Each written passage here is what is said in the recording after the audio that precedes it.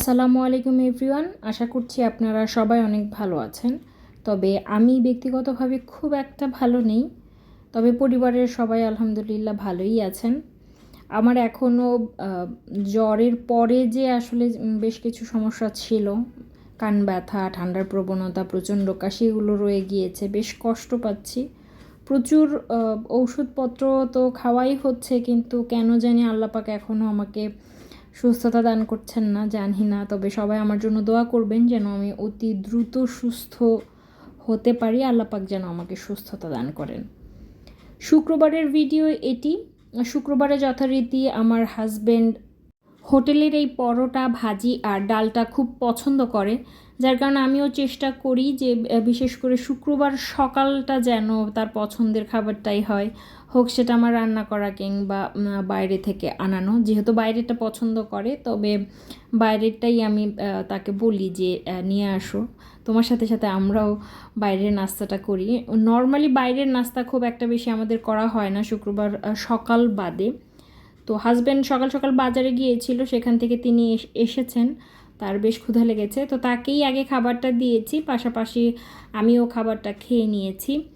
আর এখন আসলে সকাল হোক, দুপুর হোক, রাত হোক, মেডিসিনের উপরে থাকছি। প্রচুর মেডিসিন খেতে হচ্ছে, অ্যান্টিবায়োটিক থেকে শুরু করে ঠান্ডার যত রকমের ওষুধ রয়েছে। তবে এই মেডিসিনটা হাফ গ্লাস পানিতে রেখে দিতে হয়, তারপর যখন সম্পূর্ণটা এটা পানির সাথে মিশে যায় তারপর সেটাকে খেতে হয়। খাওয়া দাওয়া, ঔষধ সব শেষ করে আমি রান্নাঘরে চলে এসেছি, চায়ের পানিটা বসিয়েছি। আর বাজার থেকে যেই মাছগুলো আনা হয়েছে সেগুলোই বের করছি। নাস্তাটা আগে করে নেই আমি শুক্রবার সকালে, বিশেষ করে, কারণ পরে না আর সময় পাওয়া যায় না। যে বাজারগুলো করে সেগুলো গুছিয়ে রাখতে হয়। আর আমাদের যে সারা সপ্তাহের যে আসলে মাছ কিংবা মাংসর যে বাজারটা, সেটা শুক্রবার দিনই করেন আমার হাজব্যান্ড। আর সেগুলো গুছিয়ে রাখতে রাখতে বেশ দেরি হয়ে যায়, তারপর আবার দুপুরের রান্না বসাতে হয়। সব কিছু মিলে হয় কি যে নাস্তাটা আগে করে নিলে না আমার জন্য সুবিধা হয়, আদারওয়াইজ খেতে খেতে সেই 12টা বেজে যায়।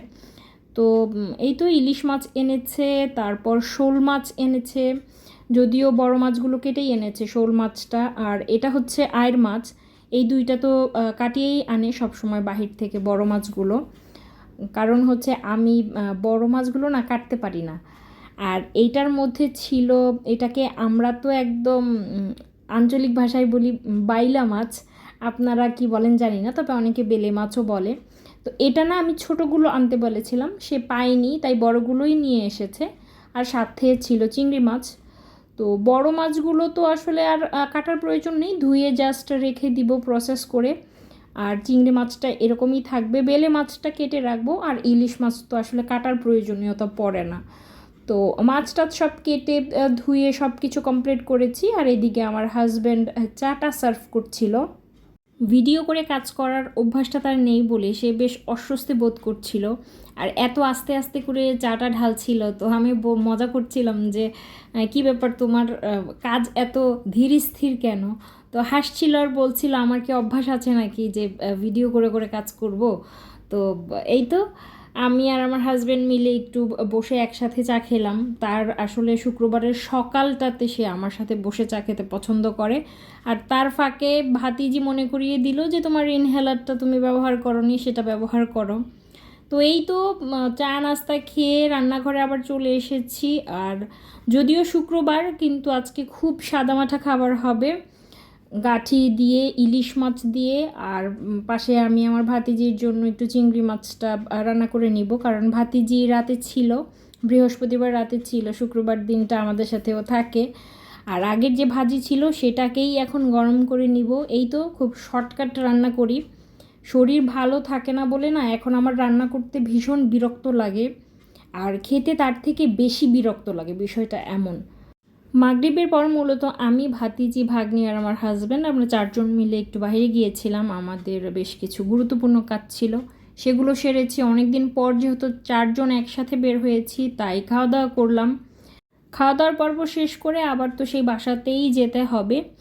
আর ইদানিং শরীর খারাপের জন্য মূলত আমার ভিডিও করতে ইচ্ছা করে না, আর ভিডিও করলেও সেটাতে দেখা যায় যে এডিট করতে অনেক সময় লাগে, আবার এডিট করলেও ভয়েস ওভার দিতে ইচ্ছা করে না। যেমন এই ভিডিওটা হচ্ছে শুক্রবারের ভিডিও ছিল, সেটা আজকে পাবলিশ হচ্ছে। তো সবাই আমার জন্য অনেক বেশি দোয়া করবেন। শরীরটা ভালো যাচ্ছে না, ইদানিং খুব বেশি কষ্ট পাচ্ছি। কার দোয়া কখন কাজে লাগে বলা তো যায় না। তো আপনারা নিজেরাও সবাই অনেক ভালো থাকবেন, ভালো থাকার চেষ্টা করবেন, একে অন্যের জন্য দোয়া করবেন। আর আমার এই ছোট্ট ভিডিওটি যদি ভালো লেগে থাকে তবে কিন্তু ভিডিওতে অবশ্যই একটি লাইক করবেন। যেই মাধ্যমেই দেখেন না কেন, কেউ যদি ফেসবুকের মাধ্যমে দেখে থাকেন ফেসবুকের পেজটিকে ফলো করবেন, আর কেউ যদি ইউটিউব চ্যানেলের মাধ্যমে দেখে থাকেন তবে প্লিজ আমার ইউটিউব চ্যানেলটিকে সাবস্ক্রাইব করবেন। আর আজকের এই ভিডিওটি এই পর্যন্ত। সবাই অনেক ভালো থাকবেন। আল্লাহ হাফেজ।